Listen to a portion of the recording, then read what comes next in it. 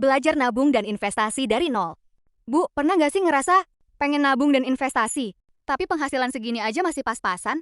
Mulai dari mana? Nah, justru kita nggak perlu nunggu kaya untuk mulai. Kita mulai dari belajar mengatur uang dulu. Karena investasi itu bukan soal siapa yang punya uang paling banyak, tapi siapa yang bisa konsisten menyisihkan uangnya.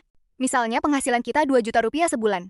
Nggak perlu langsung menyisihkan 1 juta, nanti yang ada belum akhir bulan sudah bingung.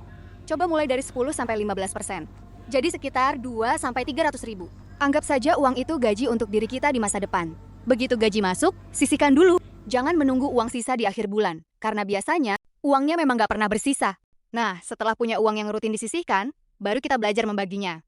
Misalnya sebagian untuk tabungan atau dana aman, sebagian untuk emas, dan sebagian untuk investasi jangka panjang. Kenapa nggak semuanya dimasukkan ke investasi? Karena setiap uang punya tugas. Uang yang mungkin kita butuhkan. Dalam waktu dekat jangan dipaksa masuk ke investasi yang bisa naik turun. Dan ini penting banget. Jangan investasi hanya karena lihat orang lain pamer cuan. Kita harus tahu uang ini untuk apa, kapan akan dipakai, dan seberapa besar kita sanggup melihat nilainya turun tanpa panik. Jadi kalau hari ini kamu cuma bisa menyisihkan 100 ribu, nggak apa-apa. 100 ribu yang konsisten jauh lebih baik daripada punya target 1 juta tapi nggak pernah mulai. Kita akan belajar pelan-pelan dari nol, termasuk cara mulai investasi dengan nominal kecil. Untuk aplikasinya, nanti aku tunjukkan juga cara daftar bibit dan bank jago, termasuk bagian kode referral yang perlu dimasukkan.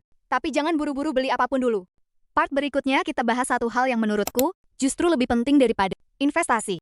Sebelum mulai investasi, sebenarnya kita harus punya tabungan berapa dulu?